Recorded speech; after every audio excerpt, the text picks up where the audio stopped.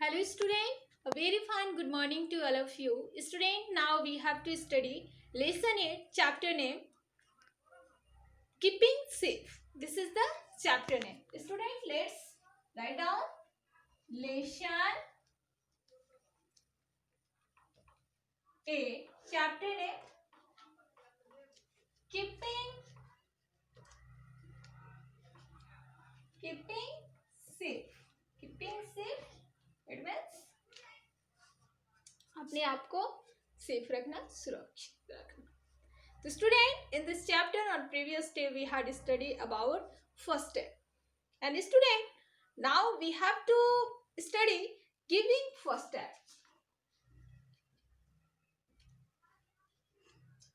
Giving first aid.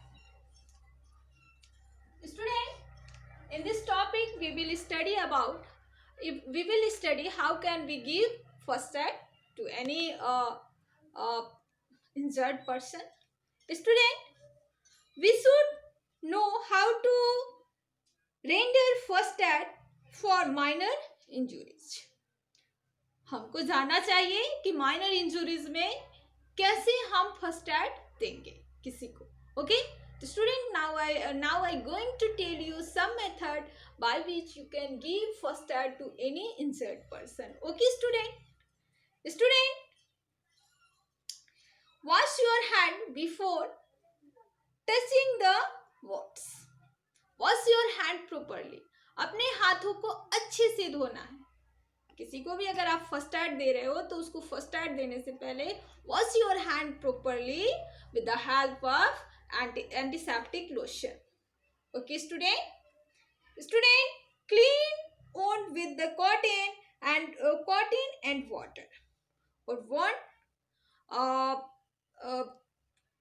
यानी injured area, affected area, अब जो घाव हुआ है, चोट लगा है, उसको टच करने से पहले एक तो अपने हाथ को अच्छे से वॉश करिए और उसको क्लीन करिए कॉटन और वाटर से. ओके, अप्लाई एंटीसेप्टिक क्रीम और lotion to kill the germs. Antiseptic cream और लोशन उस पर अप्लाई करिए ताकि जर्म्स लगे हो तो वो क्या हो जाए, किल हो जाए.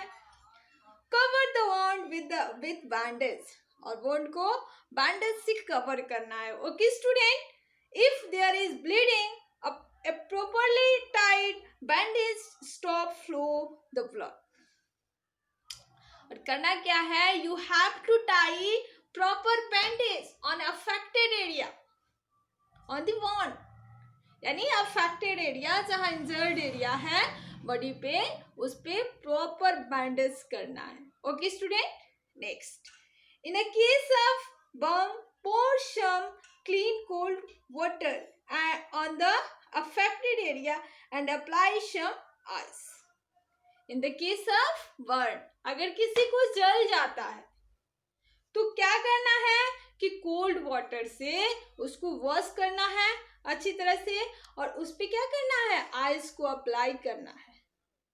Okay, some antiseptic cream as like Bernol with a pad of cotton and apply some antiseptic cream as like Bernal with the help of cotton. Cotton के हेल्प से जो अफेक्टेड एरिया है, बर्न एरिया है आप body पे, उस पे क्या करना है कि एंटीसेप्टिक क्रीम, जैसे क्या बर्निंग के लिए सबसे कॉमन जो एंटीसेप्टिक क्रीम आता है मार्केट वो बर्नाल है. बर्नाल को उस पे क्या करना है, या अदर भी कोई क्रीम अगर है तो उसको कॉटन के हेल्प से अप्लाई करना है. Okay, if the burn is sewer rush the patient to the doctor. अगर बर्न क्या है, ज्यादा है, अगर क्या है मतलब क्या है, कोई ज्यादा जल गया है तो उसमें लेट नहीं करना चाहिए, उसे तुरंत as soon as resident to the doctor, जितना जल्दी हो सके उसे डॉक्टर के पास ले जाना चाहिए. Okay, people may get bitten by insects. Some insect sting bites very painful and cause swelling. Try careful to remove the sting with a pair of tweezers.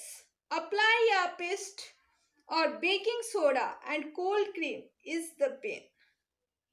Student, in the case of insects biting, अगर किसी को insects काट लेते as like